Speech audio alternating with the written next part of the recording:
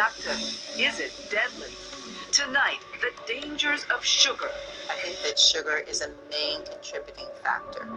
Serious new warnings from serious people. The more I learn about it, the more it scares me. Also tonight, what the sugar industry has tried to hide. Strategies that I thought the tobacco companies made up back in the 50s. Actually, some of those the sugar people had done even before that.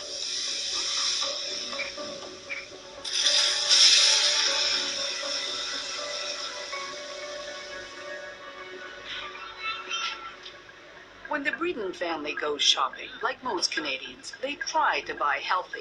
Let's go. But like most Canadians, they don't always succeed. They're busy. Meals have to be quick. And then there's keeping the kids happy. It's either Lucky Charms or the mini wheats chocolate.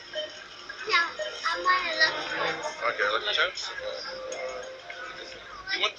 You want one that looks like half a moon? Or you want A lot of what they eat is processed. They assume it's nutritious, but they've never paid much attention to what's in the food they buy.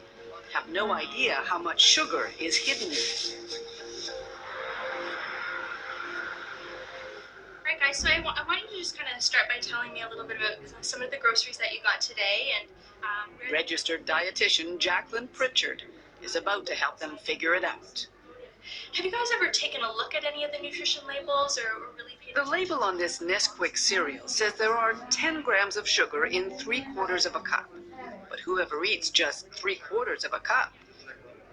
But how many of those would go into your bowl to make up your bowl of cereal? For me, I'd say probably like 8 8? or 9. Okay. That's a lot of cereal. And as Jonathan Breeden is about to find out, an awful lot of added sugar. So in your serving of cereal, of about 8 of these servings, you're looking at about 20 teaspoons of sugar added of non-nutritional value. That's a lot. Yeah. So let's start at the beginning. What do we mean when we say sugar? Well, whether it's the white stuff that you bake with or the brown stuff that you sprinkle on your oatmeal, whether it's honey, molasses, syrup, maybe the high fructose corn syrup you've heard of, there's a lot of that in things like pop. Chemically, it's all pretty much the same thing, and we do consume a lot.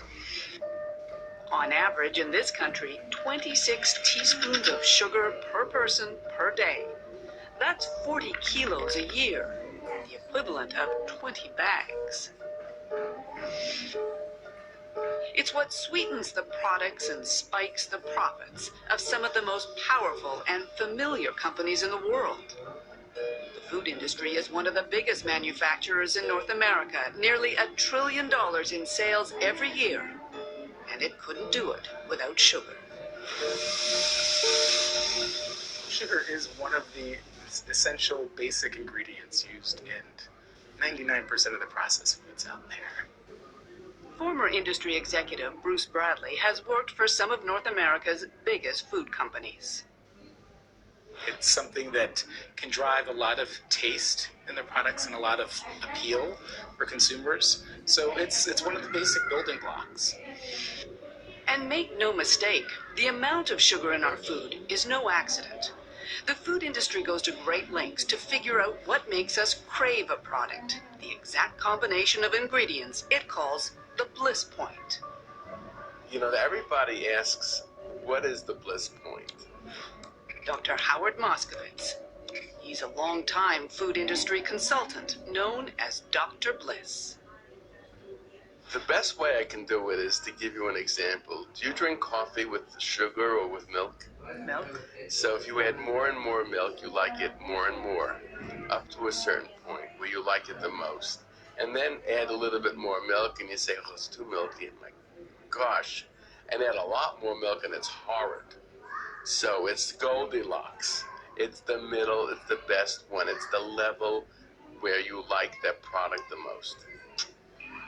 A Harvard-trained mathematician, Moskowitz uses models to test people's reactions to different versions of a product.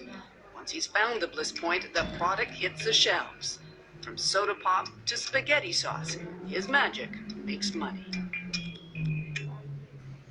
Everybody wants to sell just a bit more. How do you get that immediate increase in acceptance? Those in the know realize you can add a little sugar. A little. The first thing to know is that 4 grams of sugar is 1 teaspoon. So with that in mind, let's look at some products. It's no surprise Coca-Cola has a lot of sugar.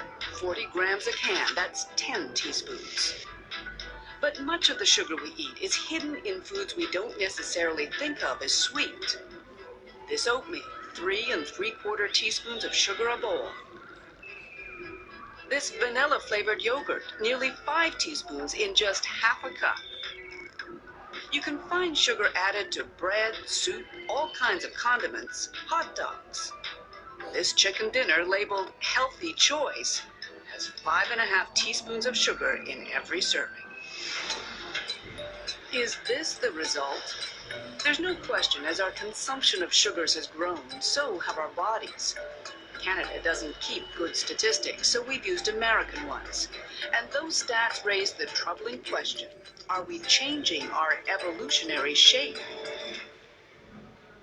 Here's the line showing our sugar consumption for the last 50 years. Here's the number of people who've become overweight and obese. Now, look at this line. It's for cases of type 2 diabetes. And this one, diseases of the heart.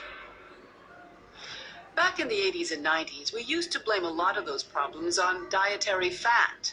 But then we started taking fat out of our foods. Did the incidence of disease go down? No. So that got a lot of doctors and nutritionists asking why. The answer, according to an increasingly vocal group, is sugar.